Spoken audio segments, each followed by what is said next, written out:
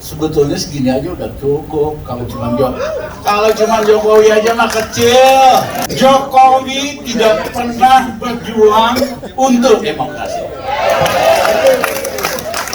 Seumur di hidup dia cuma nyari duit doang gitu loh. Mbak Mega bagus sekali. Dia taat azas, nggak boleh perpanjangan. Dia roasting Jokowi, itu roasting paling canggih tuh. Lu tuh nggak ada apa-apanya. Jangan mentang-mentang kuasa, pengen 2 nambah lagi. Aku kagum lihat Mbak Mega bisa roasting, tapi jangan lupa, saya kenal Jokowi, kenal Luhut Panjaitan. Mereka nggak bakal berhenti, tetap bakal merancang sesuatu. Menteri Keuangan nyalahin PNS kok kerjanya jalan-jalan doang, ngabisin biaya tahun lalu 37 triliun. Tapi Menteri Keuangannya nggak berani. Raja jalan-jalan namanya Jokowi. Tiap hari ada acara jalan-jalan. Sekali jalan, pasukan awalnya ada 100. Ada 100 lagi, 200. Ini merupakan presiden paling boros dalam sejarah Indonesia. Zaman Gus Dur dulu, Gus Dur kan dibilang presiden jalan-jalan. Jalan-jalan cuma 5-10 orang naik pesawat komersial, kadang-kadang naik pesawat Antonov kalau rombongannya gede. Itu aja dituduh presiden tukang jalan-jalan. Yang ini tiap hari jalan-jalan. Satu proyek tuh dikunjungi 25 biji, 25 kali ada. Kok bisa menterinya ngapain, dirjennya ngapain? Presiden mesti bolak-balik 25 kali. Man, aku minta izin. Habis Jokowi kalah presiden, kita audit biaya perjalanan. Tampang aja sederhana, penampilan sederhana, kita ketipu semua. Presiden paling boros kok.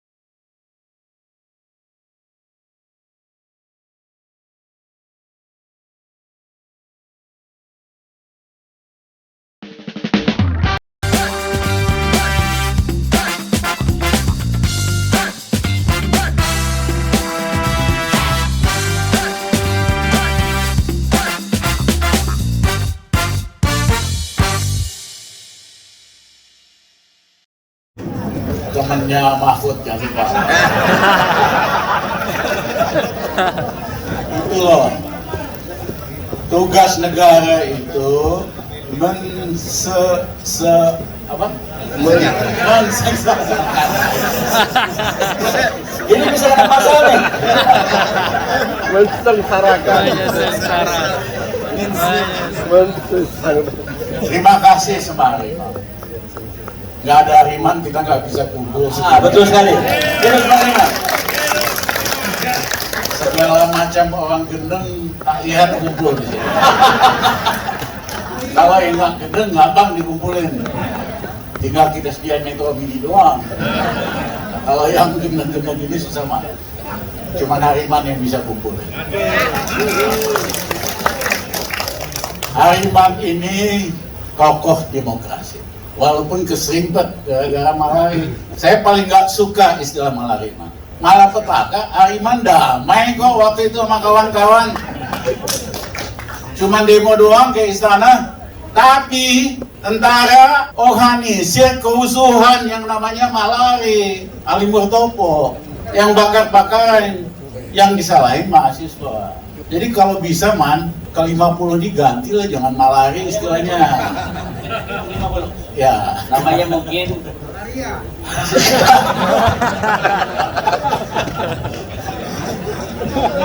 nanti kita pikir, Pak. Nanti kita pikirkan. Ya, jangan malari malapetaka. Betul, Bukan betul. malapetaka kok. Kawan-kawan memperjuangkan Indonesia yang demokratis. bahwa kemudian ada operasi counter intelligence buat bakar-bakaran Pasar Senen, itu nggak ada hubungan sama Ali Masyidra. Memang setiap ada gerakan yang berarti diciptakan kerusuhan supaya justifikasi untuk mempertahankan kekuasaan. Nah, hari ini tema kita, usaha, jangan lupa demokrasi. Teman-teman yang di sini mengerti, tahu, dan langsung nggak langsung berjuang untuk demokrasi. Sebetulnya segini aja udah cukup. Kalau cuma Jokowi aja mah kecil. Nah ini mulai. Saya ada penggirakan ini. Nah, Jokowi tidak pernah berjuang untuk demokrasi. Seumur di hidup dia cuma nyari duit doang gitu loh. Karena demokrasi dia punya kesempatan jadi presiden. Tapi begitu berkuasa, pelan-pelan demokrasi dipreteli. Indeks demokrasi turun 30 poin lebih. Lembaga-lembaga penguat demokrasi, KPK, zaman Gus Dur kita mulai, undang-undangnya jadi zaman Mega, dia pretelin jadi semua. Hukum dipreteli, DPR dibikin semua kayak taman kanak-kanak semua. Manut doang. Termasuk nih Effendi nih. Ngomong begitu aja, Pak Dudung udah uber dia. Mana yang ganti?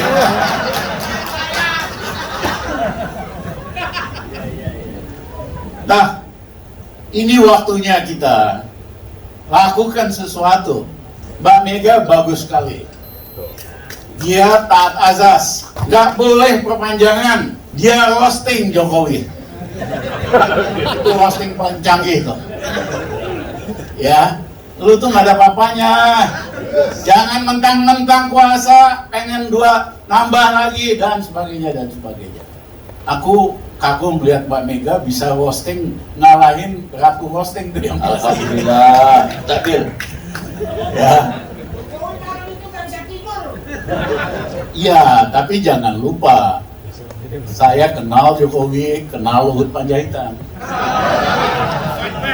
Mereka nggak bakal berhenti, tetap bakal merancang sesuatu. Ya, jadi orang yang tidak pernah berjuang untuk demokrasi, menikmati manfaat demokrasi, begitu berkuasa dia pretel. Yang kedua, sangat anti intelektual, istilahnya Yudi Latif. Hah?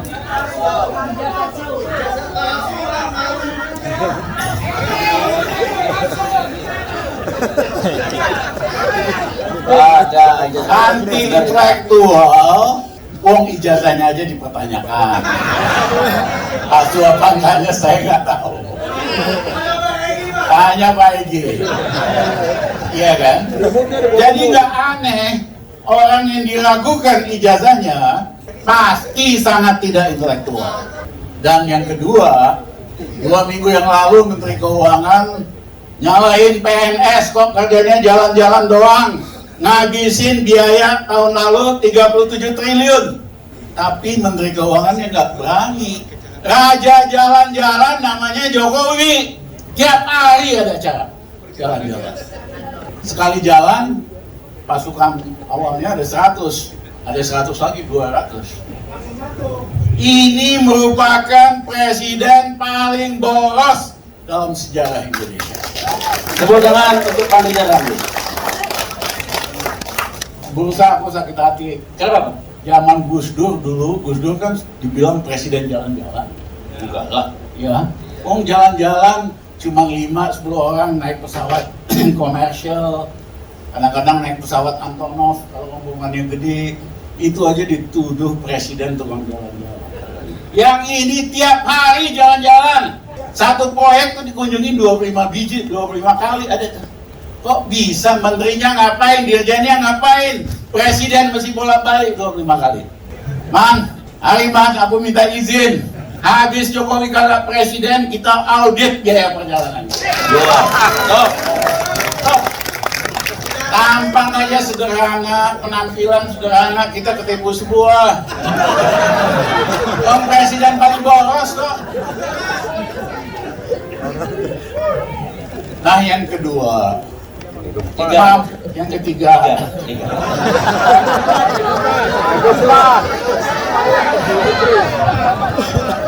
Habis Jokowi mampu kita tidak mencerdaskan bangsa sesuai dengan undang-undang dasar. Harus, tapi pemimpinnya ya pilih yang wong cerdas dong. Orang anti intelektual bagaimana mencerdaskan bangsa?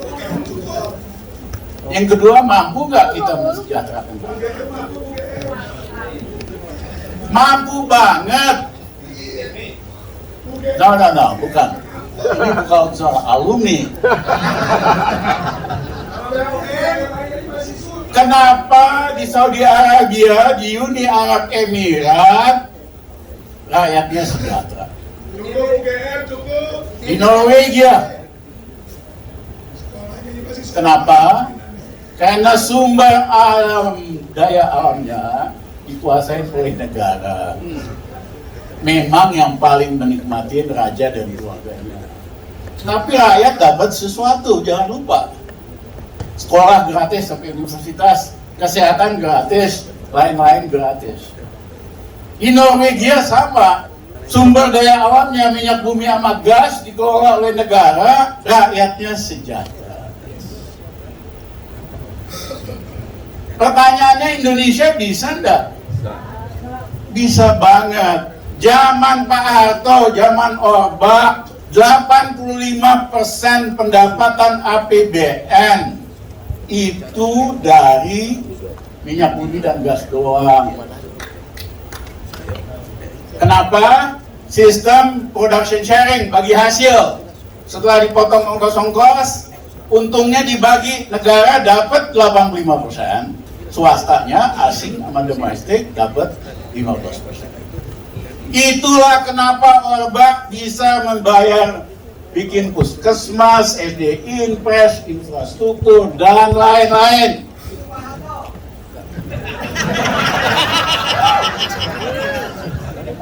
Dan tapi sejak berapa tahun terakhir ini, sumber daya alam di luar migas dikuasain oleh pribadi-pribadi dan swasta.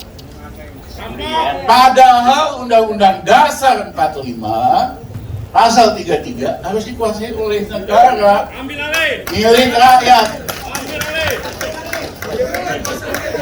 Tahun lalu Jumbo, orang paling kaya di Indonesia namanya Lik Tukuo, orang Malaysia, warga negara Malaysia. Tahun lalu dia tidur aja, harta kekayaannya naik 147 triliun. Kenapa? Harga batu bara naik dari $60 ke $300. Itu Litupus sendiri, belum raja-raja batu bara lain, kekayaannya bisa nambah mungkin ribuan triliun. Nah, di negara-negara lain termasuk masyarakat kapitalis, kalau ada keuntungan dadakan atau windfall profit dipajekin 40% bisa-bisa. Di Amerika, di Inggris. Kebayang nggak? Kalau kita perlakukan undang-undang itu, pajak tambahan karena keuntungan dadakan, wong dia tidur-tiduran aja. Dari si Lituku aja kita udah bisa dapat 60 triliun. Dari yang lain-lain kita bisa dapat 1000 triliun. Tapi ini pemerintah nggak pernah berani pajakin oligarki. Oligarki dikasih tax holiday, dikasih tax amnesty. Beraninya cuma sama rakyat doang. Naikin pajak. Ingat nggak PPN? Tadinya maunya 15% kan? Begitu kawan-kawan Timpe semua, Anthony Timpe, takut dia mundur ke 11%. Ini pemerintah selalu kasih ide, kalau nggak ada yang protes, dia laksanakan. Beraninya hanya naikin harga BBM, harusnya kita bisa turunkan bukan naikin. Beraninya naikin tarif listrik, sehabis Jokowi kita turunin tarif listrik ke 2 tahun sebelum yang lalu. Sehingga rakyat ada uang di kantongnya. Kita turunin harga gas, LPG, dan sebagainya. Saudara-saudara, ini pemerintah tampangnya sangat sederhana, sangat memelas. Kebijakannya bela yang kaya, yang punya uang. Beraninya cuma sama rakyat doang. Saudara-saudara, nggak bakal bisa ini orang ngatasin krisis. Kan sesumbar, perlu diperpanjang, karena tahun depan bakal krisis. Seolah-olah dia bisa nyelesain krisis. Kagak bisa, man. Kasih tahu lu Panjaitan. Oke? Nggak punya skill. Tidak ada keberpihakan. Ini omongan bercanda ini kayaknya. Nggak serius kan? Ya. Titip juga sama Hidayat. Hidayat itu temannya Luhut Panjaitan.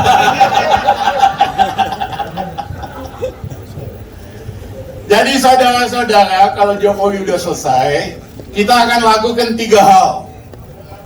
1, kita bikin rakyat kita senang dengan nurunin harga BBM, nurunin tarif listrik, nurunin harga LPG, naikin kredit untuk UKM dari 18% ke 28% tahun pertama, sehingga UKM bisa hidup. Yang kedua, audit biaya pengeluaran Jokowi. Yang ketiga, kita ganti anggota-anggota KPU dan Bawaslu yang hari ini. Kenapa? Mereka sengaja dipilih dari anggota Ormas, sehingga gampang diatur. Hanya ada 2 pemilu yang amanah dan bersih di Indonesia. 1 pemilu tahun 55. Pemimpinnya amanah, rakyatnya amanah, kagak ada teknologi. Bagus.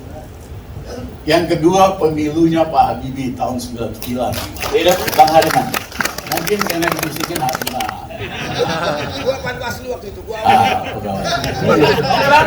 Terakhir. Nah,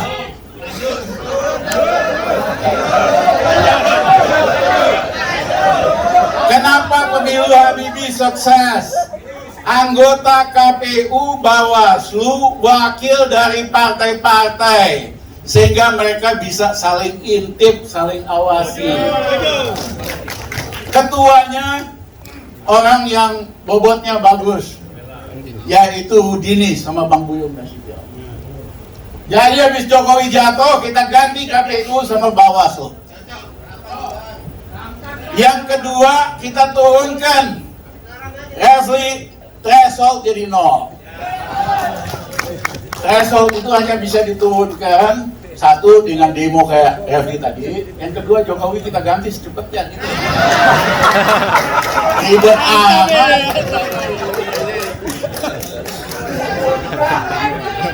Jadi saya minta aktivis-aktivis juga jangan norak, sibuk nyalonin si ini, si itu presiden. Ampunan punya lu semua. Karena yang rusak ini sistemnya. Ya, misalnya berusaha mau jadi gubernur, dia kan mesti bayar upeti kepada partai politik 100 miliar lebih. Iya kan? Pasti dia nggak punya uang. Akhirnya dia minta sama Bandar sama Cukong. itu Bandar. Gua lempar loh.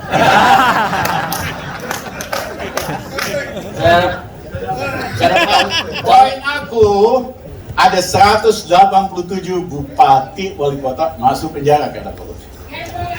Ada 24 dari 32 gubernur masuk penjara. Kenapa? Karena sistem bandarisme ini. Jadi kita benahin dulu sistemnya. Otomatis orang terbaik akan nongol pada level bupati, pada level gubernur, pada level presiden. Hasil politik pencitraan itu hasilnya presiden kayak Jokowi. Masa mau diterusin? Tadi dapat KW2 nya Jokowi, namanya Ganjar gitu loh. Udah Jokowi payah dapat KW2 nya gitu. Jadi kita benahin dulu sistemnya zero threshold sehingga nggak perlu lagi bayar upeti, yang terbaik akan nongol. Ya, kita kembalikan ke Undang-Undang Dasar 45 yang pasal 32. Ya kan? Sehingga rakyat Indonesia bisa dapat pendidikan gratis sampai universitas. Bisa dapat kesehatan gratis. Bisa dapat wifi gratis. Ini negara yang paling kaya se-Asia Tenggara.